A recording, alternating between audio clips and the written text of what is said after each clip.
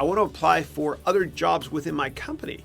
Should I talk to my current boss now before applying, or wait until I'm accepted and risk that he will know about it quickly because it's in the company? On the one hand, there's loyalty. On the other hand, there's putting your career and yourself and your family first.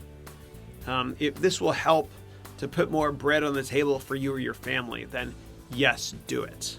Okay. And I don't want you to be, and I feel uncomfortable saying this, and I know some of you might not like it, but I don't want you to be loyal to anybody, because your manager's not going to be loyal to you.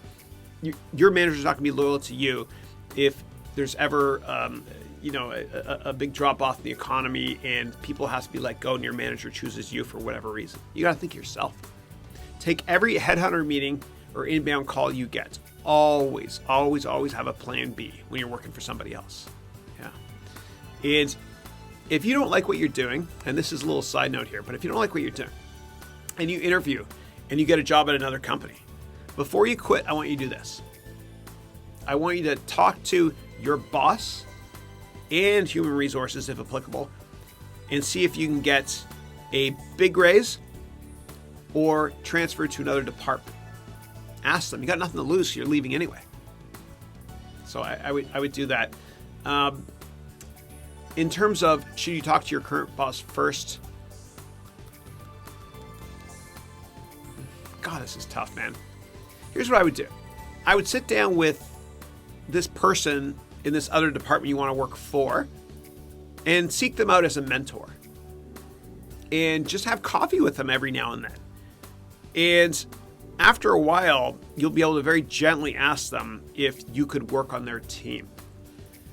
And if they say yes, then you ask that person, how should I tell my boss about this right now? Because every corporate culture is different. I've done it before, by the way, a couple of times. And I've really pissed off people. You know, I transferred from one department to another when I worked at Goldman. And I took a risk. And yeah, I did upset people. I took a calculated risk for various reasons. I love the people I worked with, but I actually wanted, there's other complicated reasons as well why I did it, but whatever. It is what it is. But I got it because I did it. And I talked to my buddies and the assistant at the time on the desk how to do it, how to transfer. And you always have to be friendly with the assistants because it's the right thing to do, and also because they know how the corporate culture works.